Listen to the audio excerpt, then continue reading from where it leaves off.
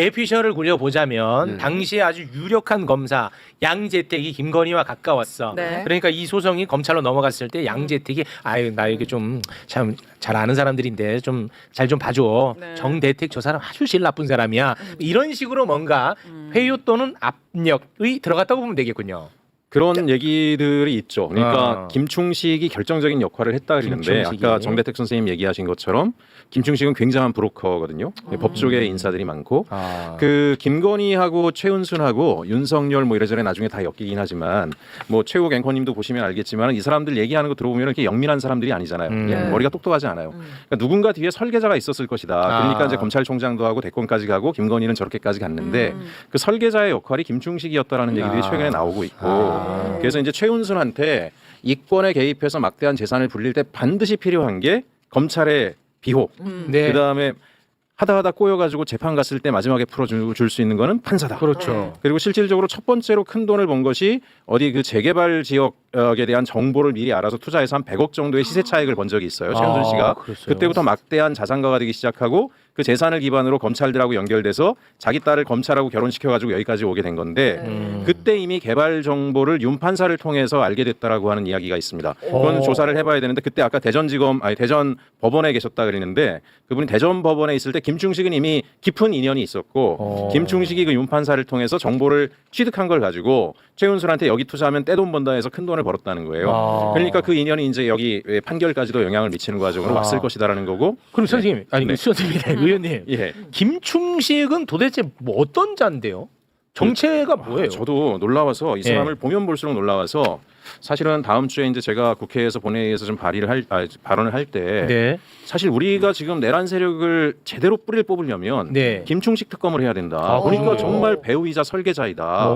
김충식을 제대로 들여다봐야 된다라고 이제 하고 있는데 네. 뭐 자료 화면 있으시면 잠깐 네. 보여주시면 뭐 알겠지만 어떤 자요? 김충식은. 아까 이제 보성 출신이라 그러셨는데 일본에서 자랐다 그래요. 이 사람 일본에서 출생. 자랐다 그래요? 출생. 예, 출생했어요. 저 사람 맞습니까? 회장님? 예, 맞습니다. 얼굴 예, 네, 예. 맞아요. 김충식. 그리고 지금 윤석열, 김건희의 배우의 이제 통일교 얘기가 나오고 있는데 네. 왜 통일교하고 윤석열, 김건희가 연결이 됐을까? 그것도 김충식의 작품이라는 얘기가 있어요. 김충식 스스로가 자기가 일본 통일교의 한국 지부장이라는 얘기를 어디에서 했대요. 그 실제 사진도 최근에 밝혀졌는데 김충식이 문선명과 함께 하고 있는 사진도 나온 적이 있습니다. 그래서 이제 최근에 우리는 건진 얘기를 하고 있지만 건진과 통일교와 윤석열, 김건희가 연결되는 가장 배후에는 김충식이 있었다라고 하는 얘기를 하게 되고 김충식. 그리고 처음에는 아마 대통령까지는 모르겠지만은 그 윤석열, 김건희, 최은순을 활용해서 검사까지 연결하면은 뭔가 이제 자기가 이렇게 주무르기 좋겠다라는 판단으로 인연을 이어갔던 것 같은데 이 사람의 꿈이 점점 커진 것 같아요. 윤석열의 지위가 올라갈수록. 올라가서 같이 올라갔구나. 예, 그렇죠. 그리고 최근에 그 김충식의 작품으로 드러나는 것들을 보게 되면 놀라운 게 굉장히 많은데 아까 윤 판사 윤남근. 윤남근이 윤남 판사 계속 사진 띄워야 됩니다. 윤남근. 보면 얼마나 최은순과 가까운 사이면은 윤 판사와 윤 판사 부인이 23억이라는 돈을 김충식한테 입금을 하겠어요. 네, 아까 계좌 봤죠. 예, 계좌 보셨잖아요. 네. 그리고 등기부등본을 보면은 김충식과 윤남근 판사 그 부인이 공동으로 땅을 이제 그린벨트 땅을 소유를 합니다. 네. 그 땅을 가지고 그리고 김충식이 얼마나 힘이 좋으냐? 그린벨트가 해제가 돼요. 와, 그 신기하네. 그 그린벨트가 해제되는 정도가 아니라 곧바로 거기 옆에 붙어 있는 군부대가 이전 결정을 합니다. 와, 군부대가 이전 결정을 해요. 땅값이 엄청 땅값은 엄청나게 뛴 거죠. 그 시세 차익이 아마 이제 윤 판사에 대한 대가가 된 게 아니냐라는 이제 의혹들이 터져 나오는 거고. 또 하나는 김건희가 최재형 목사님한테 내가 통일 뭐 이 문제에 네. 관여를 하겠다라고 얘기를 한 거 영상 네, 기억하시죠? 통일 대통령. 그 시기에 또 김충식은 DMZ에 국가 땅을 막 분양을 받습니다. 진짜로? 예, 예. 누가 줬는지도 지금 몰라요. 얼마나 막강한 세력이면 민간인이 쉽게 들어가지도 못하는 파주 DMZ 땅을 8,000평을 분양받는데 거기서 끝나지가 않고 와. 최근에 나오는 의혹 중에는 대략 고성지구 쪽에 한 30만 평 가까이의 DMZ 인근 땅을 일본인 명의로 해서 같이 뭐 소유를 하고 있다. 이런 얘기까지 나오고 있어요. 근데 그럴 만한 게 이 김충식 놀라운 게요.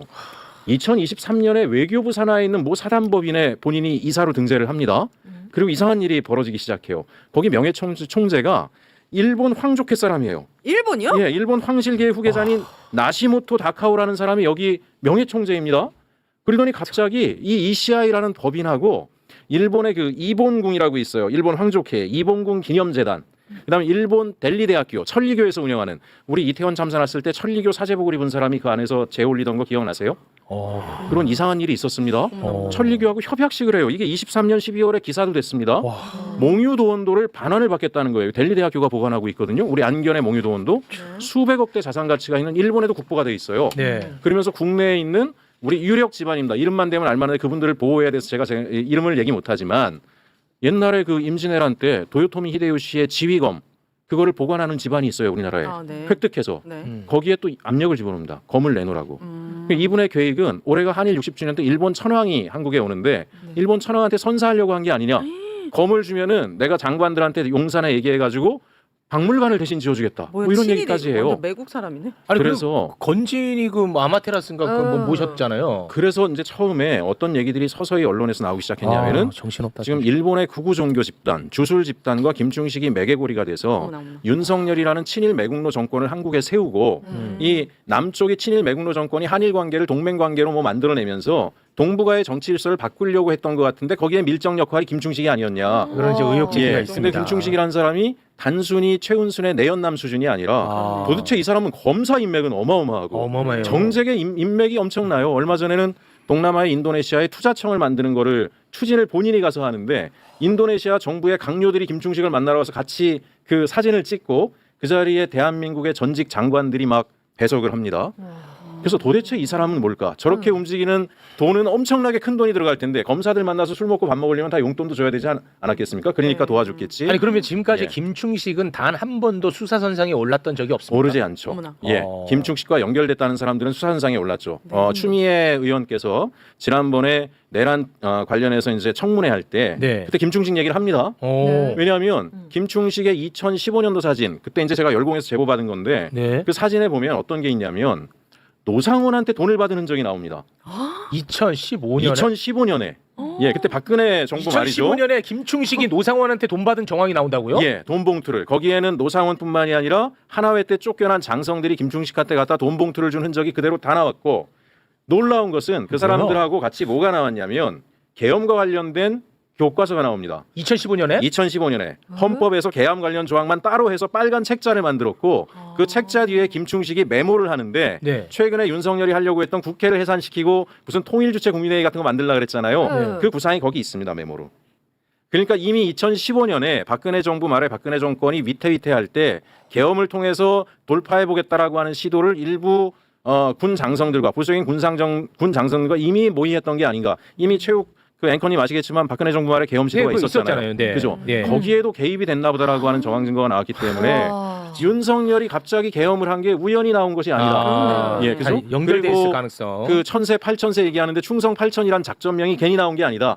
취임 1000일 날 계엄 날을 정해버린 것도 괜히 나온 게 아니다. 건진의 비밀의 신궁이 아마테라스 신전이라고 하는 것이 괜히 나온 게 아니다. 그렇네. 아니 이제 예. 2024년 12월 3일이 예. 윤석열 취임 이후 1000일 되는 날이에요? 그렇죠. 1000일 되는 날이죠. 그런 일본의 거군요. 기미가요가 천황이 천세 8천세를 누리라고 돼 있지 않습니까? 천세 8천세 그런 게 1000일 있어요. 되는 날 충성 8천이란 작전명으로 네. 계엄을 했다라는 것도 알겠습니다. 이게 어떻게 이렇게 많은 우연이 조합이 되는가라고 하는 것들. 네. 김충식 이 사람